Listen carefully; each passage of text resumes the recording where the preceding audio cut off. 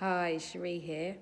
Just want to check in today and have some thinking around some of the things that I've been thinking around anxiety recently and how anxiety can really impact our lives, and some of the things and symptoms that show up when we find worry taking over and just getting too much, really.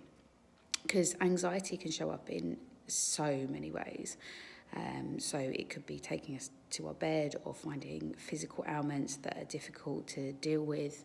It can have an impact on how we function and how we show up at work and in our family life and in our body. Lots and lots and lots of horrible symptoms can show up due to the fact that we're worrying about what the future may hold or about how we dealt with things in the past. And that huge knot that we can get in our chest or our stomach or in our toes, and what then follows through in our lives can be really debilitating and can lead to paranoia when there is way too much anxiety, sleeplessness and rage. Just absolutely, anxiety is so horrible, and something sometimes we're not always aware of, so we don't always give it the space.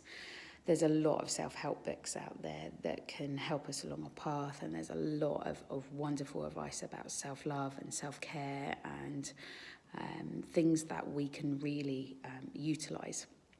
However, I just want to mention some of the work that I do and that level deeper that you can go with psychotherapy and counselling that allows you to kind of go under the bonnet and really use talking therapy in a relational way, which sounds a bit jargony to start with, but in a way that actually allows you to get to grips with what's going on with worry and where it leads to in your life.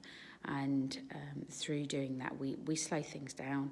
We use the counselling space, the therapy space, to really be able to share therapeutically with someone who gets where you're at.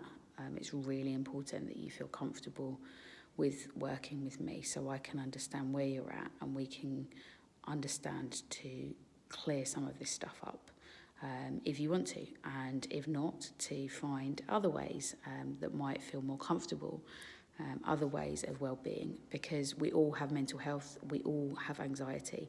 So what do you want it to look like for you? How would you like it to show up in your life? Because we all have areas where we don't really like it. We might get a bit angry, or we might snap at people. We may be more tearful than we'd like to be. We might be clenching our teeth at night and not getting enough sleep, or getting too much sleep, being taken to our bed, or overeating, undereating. And this time of year is the time where this stuff shows up more.